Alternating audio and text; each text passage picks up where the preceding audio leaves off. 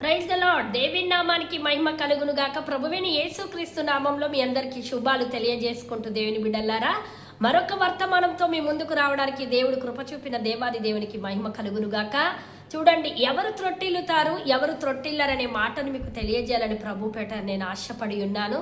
కీర్తనల గ్రంథం 77వ అధ్యాయము 5వ వచనము సెలవిస్తా ఉంది, నేను త్రొట్టిల్లిన దినములను సంవత్సరములను నేను జ్ఞాపకము చేసుకుంటేని. ఆమేన్. ఈ కీర్తన ఆసాపు కీర్తన.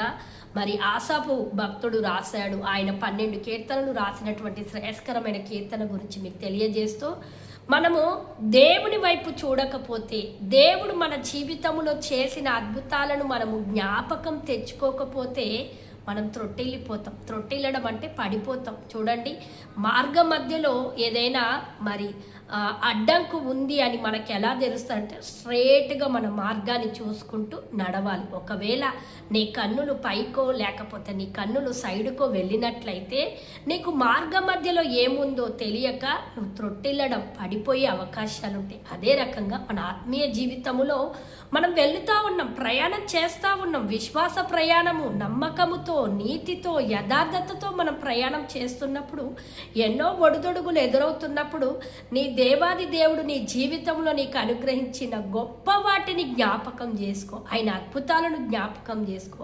ఆశ్చర్యక్రియలను జ్ఞాపకం చేసుకున్నట్లయితే నువ్వు త్రొట్టిల్లవు. ఆమేన్. కానీ దేవుని వైపు కాకుండా లోకం వైపు, లోక మనుషుల వైపు, పరిస్థితుల వైపు నువ్వు చూసినట్లయితే నువ్వు ఖచ్చితంగా త్రొట్టిల్లుతావని ప్రభు పేరట తెలియజేస్తూ, ఇంకెందుకు ఆలస్యం?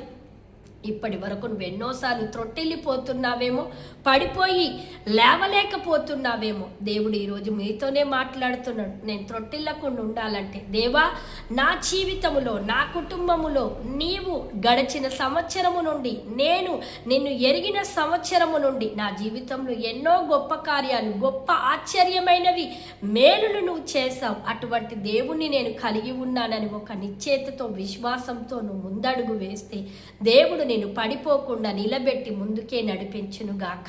దేవుడి మాటను దీవించి నడిపించునుగాక. ఆమేన్.